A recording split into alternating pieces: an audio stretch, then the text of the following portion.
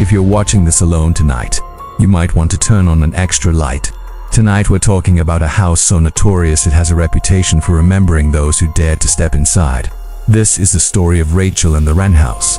Rachel was an urban explorer, an enthusiast of forgotten places. She'd always been drawn to the silent, decaying beauty of abandoned buildings.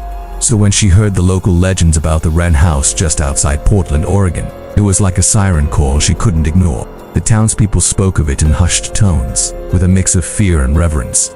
They warned that the house had a memory, and that some who entered never came out quite the same. Rachel, a skeptic at heart, dismissed these tales as campfire stories. For her, this was just the next great adventure, another set of stunning, eerie photos for her collection. One overcast afternoon, she pulled her car up to the edge of the sprawling, overgrown property. A rusted iron gate stood as the only barrier between the mundane world and the mysteries within. With a metallic shriek that cut through the silence, she pushed it open. Before her, the Wren House loomed, a dark silhouette against the gray sky. It was a classic Victorian, complete with a foreboding central tower and windows like vacant eyes. The air here was different, heavy still. There were no birds chirping, no rustle of leaves from a gentle breeze. It was an unnatural quiet. Lifting her camera, she whispered to herself, a small ritual before every exploration. Let's see what's inside. To her surprise, the massive front door swung open with a gentle push, as if inviting her in. Inside, shafts of pale sunlight cut through the grime on the cracked windows, illuminating swirling dust motes. The grand foyer was a time capsule, with furniture draped in yellowed sheets, like sleeping giants. Every single step Rachel took on the warped floorboards echoed through the cavernous space. Each sound amplified as if the house itself was listening, tracking her every move. She felt a shiver that had nothing to do with the temperature. Her eyes were drawn to a grand staircase that spiraled up into the shadows of the second floor. The wooden railing was splintered and frail, a testament to its age. As she ascended, each step groaned under her weight, a loud, protesting creak that seemed to announce her presence to whatever lingered in the darkness above. When she reached the top, the hallway stretched out before her, and the air turned noticeably colder. So cold, in fact, that she could see her own breath misting in front of her face. At the far end of the long corridor, one door was ajar, a sliver of faint, flickering light spilling out from within. Her curiosity piqued. She moved toward it, her footsteps slow and deliberate. She peered inside. The room was stark and empty, save for a single wooden rocking chair in the center. It was moving, rocking back and forth in a slow, steady rhythm, as if someone had just gotten up, but there was no one there. A chill went down her spine. At that exact moment, the battery indicator on her camera blinked red and died. She pulled out her phone, switching on the flashlight. Its beam cut through the gloom, but then it began to flicker erratically, and that's when she heard it, a whisper. It was soft, almost polite, and it seemed to come from right behind her. Rachel knew her name. She spun around, heart pounding in her chest, but the hallway was empty. There was nothing there but dancing shadows and the oppressive silence. Taking a shaky breath, she tried to rationalize it to the wind, her imagination. She had to keep moving, had to push through the fear. She began opening the other doors along the hallway.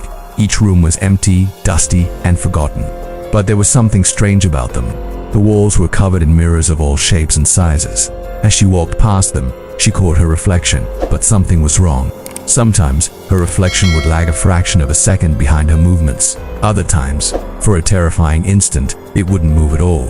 Just her own frozen image staring back at her from the glass. She made her way back downstairs, her unease growing into a palpable dread. In the kitchen, she found a scene that made her blood run cold. The dining table was set for one. A plate, silverware, a glass, all of it looked freshly used. It was as if someone had just finished a meal moments before she walked in. "Hello," she called out, her voice trembling. "Is anyone here?" There was no answer, only a low, persistent humming sound that seemed to emanate from the very walls of the house. The humming grew louder, more intense, as she followed it to a heavy wooden door she hadn't noticed before the entrance to the basement. A primal instinct screamed at her not to open it, to turn around and leave this place forever. But the explorer in her, the part of her that craved answers, was stronger. She turned the cold, brass knob and pulled the door open. The stairs leading down were narrow and steep, disappearing into absolute blackness. The air that rose up to meet her was thick with the smell of damp earth, mold, and something else, something like decay.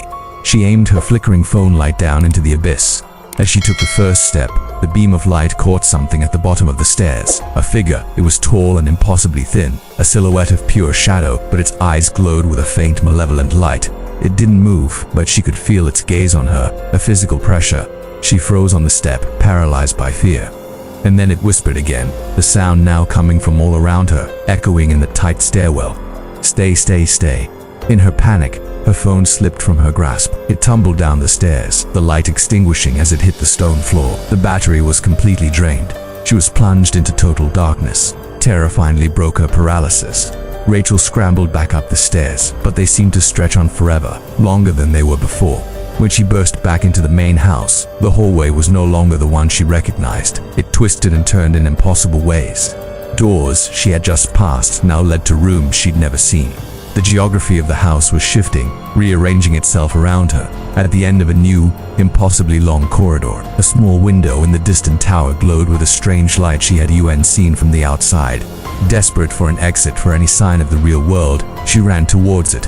When she finally reached the tower room and looked inside, she saw herself, standing there by the window, smiling a wide, unsettling smile. But it wasn't her.